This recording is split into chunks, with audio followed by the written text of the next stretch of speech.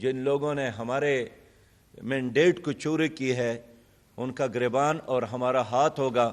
ہم اس کا پیچھا کریں گے جہاں ہمارے مینڈیٹ پر حملہ کیا گیا ہے، ڈاکہ ڈالا گیا ہے۔ ہم اس مینڈیٹ کے حصول کے لیے ہر سطح پر اپنی جدوجہد جاری رکھیں گے۔ ہم یہی چاہتے ہیں کہ قوم کو انصاف ملے، ہم یہی چاہتے ہیں کہ قوم نے جس کو ووٹ دیا ہے ان کو ان کا حق دیا جائے۔ ہمارے نوجوانوں نے الیکشن کا جائزہ بھی لیا،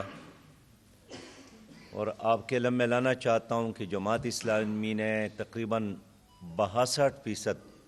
ٹکٹ نوجوانوں کو جاری کیے گئے، اور نوجوانوں نے بھرپور مہم بھی چلائی۔ اس جرلو الیکشن کو، شرمناک الیکشن کو مسترد کیا، ان کے نتائج مسترد کیے، اور نوجوانوں کا گلہ یہی ہے کہ نوجوانوں کے مینڈیٹ کو تسلیم نہیں کیا گیا، اور نوجوانوں کے مینڈیٹ پر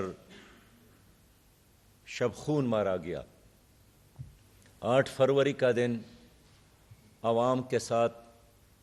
مذاق کا دن تھا، اور جن لوگوں نے عوام کے ساتھ یہ مذاق کیا ہے ہماری قوم کبھی بھی اس کو معاف نہیں کرے گی، اور اس مذاق پر اس غریب قوم کے 50 ارب سے زیادہ سرمایہ خرچ کیا گیا۔ تو پیسہ بھی عوام کا اور مذاق بھی عوام کے ساتھ، اب لوگ یہ کیسے ہضم کریں گے؟ جماعت اسلامی نے یہی عزم کیا ہے کہ جہاں جہاں ہمارے مینڈیٹ پر حملہ کیا گیا ہے، ڈاکہ ڈالا گیا ہے، ہم اس مینڈیٹ کے حصول کے لیے ہر سطح پر اپنی جدوجہد جاری رکھیں گے۔ ہم عدالتوں میں بھی گئے ہیں، ہم الیکشن کمیشن کے پاس بھی گئے ہیں، اور ہم چوک اور چوراہوں میں بھی اور ہر جگہ اپنے حق کے حصول کے لیے جدوجہد کریں گے۔ جن لوگوں نے ہمارے مینڈیٹ کو چوری کی ہے ان کا گریبان اور ہمارا ہاتھ ہوگا، ہم اس کا پیچھا کریں گے انشاءاللہ تعالی، اور یہ عوام کے ساتھ جو ظلم اور مذاق کیا گیا ہے انشاءاللہ تعالی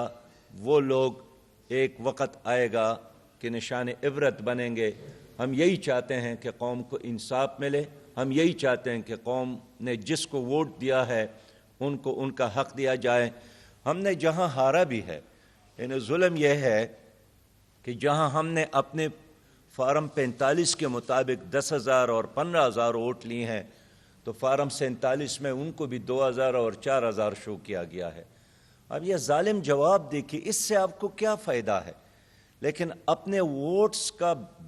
بیلنس برابر کرنے کے لیے انہوں نے ہمارے ووٹ کسی اور کھاتے میں ڈالا ہے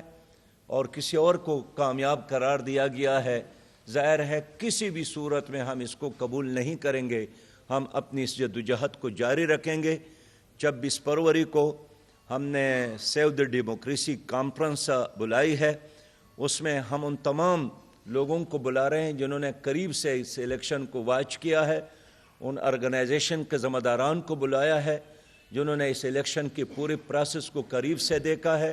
جو آبزرورز ہیں ان کو بھی ہم نے بلایا ہے، اور ان تمام آرگنائزیشن کو ہم جمع کر رہے ہیں، جو سول سوسائٹیز میں موجود لوگ ہیں ان کو بھی بلا رہے ہیں،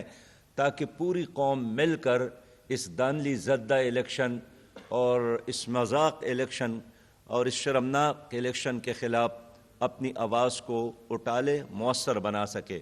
یہ دونوں جماعتیں مل کر آپ کے مسائل میں اضافہ کریں گے، مسائل حل نہیں ہوں گے، مسائل میں اضافہ ہوگا، اور مفادات کی لڑائی ہے، پاکستان کے عوام کی مفادات کی لڑائی نہیں، 2 خاندانوں کے مفادات کی لڑائی ہے،